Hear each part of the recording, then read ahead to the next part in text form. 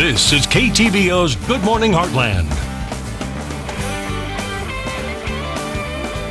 And welcome back. Since 2001, October has been designated National Financial Planning Month. Today we have invited David Bethel from Financial Planners of Missouri to discuss the importance of financial planning and how to start doing it. Good morning. How are you doing? I'm good.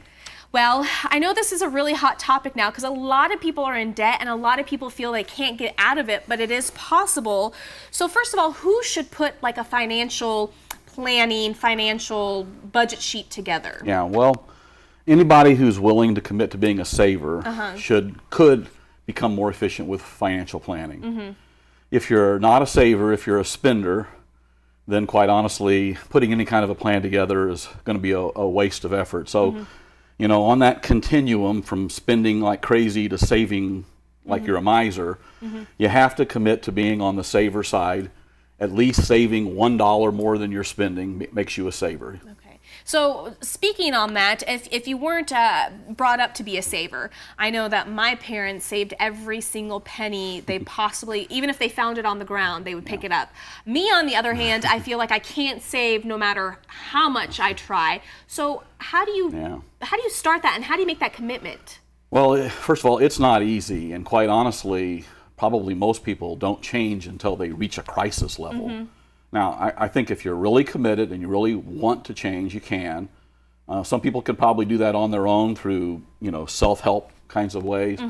But I actually think that most people would do better changing those habits by being in a group of other people who are fighting the same struggle. And quite honestly, that describes the Dave Ramsey Financial Peace University program.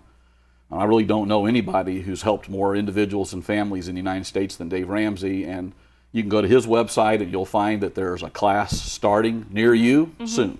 Yeah, and I know that there's a lot of websites that provide free budget plans and budget sheets that kind of help you and do little baby steps to kind of get you in the process and the mindset to start budgeting. So how do you start doing that? Well, the budget word, the B word, you know, has a bad reputation, but really all a budget is a plan of how you're going to spend your money. It doesn't control you. You get to control the budget. And the hardest, you know, I think that some people are looking at making a purchase, and they're making it based on whether there's still enough limit on their credit card or whether there's enough money in their checking account today to buy that. And instead, those decisions should be based off of a budget, off of a plan of how you're going to spend and save your money. So yes, a budget includes savings as well as spending. And you know, wherever you start, if you start at 1%, that's better than saving nothing at all. But you do want to quickly get to the point where you're saving about 15% of your income. Okay. Now, what is the biggest obstacle when it comes to financial planning and saving and having that budget? Well, probably for most people, the hardest part of having a good budget is that there's one part of their budget that's taking too many resources away. And it could be anything. For some people, it might be automobiles, but probably the one that hits most homes would be their housing cost. If the check that they're writing to pay for the rent or the mortgage takes up so much of the income that there's nothing left over, then they're going to have a hard time. And I really recommend not having more than about 25% of your income go toward housing. And that should be said the same when it comes to your vehicles. I know that some people, their vehicle payment is more than their mortgage payment. Yeah, that'll blow it too. Yeah. Okay, now let's go ahead and talk about, once you have a budget, you start saving, how do you deploy those savings? Well, there's really three things that you want to focus in on. You want to pay down debt, you want to build up a savings account, and you want to get your retirement account off to a really good start. So in terms of eliminating debt, look at your credit card debt and any other high interest debt that you have, and that's where you want to focus in on. And I really like the concept of the debt snowball. That's where you take some of what you're saving and you add it to the smallest bill until it's paid off, and then you take all of those dollars and go to the next one and keep going. I think that works very well. But I do think it's a mistake if you take all of the money that you're saving and put it toward eliminating debt, because you also need to be building up a savings account.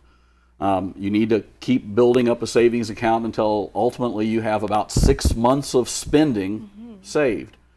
Most households in the United States are one illness, one injury, one layoff away from disaster. It's true. And when you talked about, we showed some graphics with the snowball effect, it does work. I've tried it, you know, with my little store credit cards that I had $200-300 on. Once I paid those off, the $25 payment that I was making on those, I went and added that on top of the $25 or $30 I was paying towards another credit card. And then I didn't realize how fast you see progress, and it makes you feel good, because if you're paying the minimums every month, you feel like you're not putting a dent in that. Honestly, the psychological aspect is probably the most valuable part of that. So my next question and final question is, what if you have kids?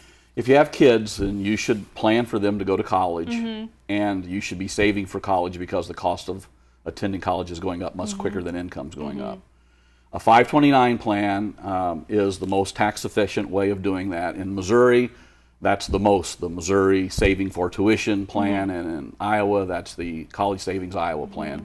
That's the best way to go. Okay, so start saving even if it's $1 more than what you are spending, That's right? correct. All right, what we'll do is we'll post everything on our website at ktvo.com, and we'll link up David's information with Financial Planners of Missouri. Again, thank you so much for coming on. You're very welcome. And we'll be right back.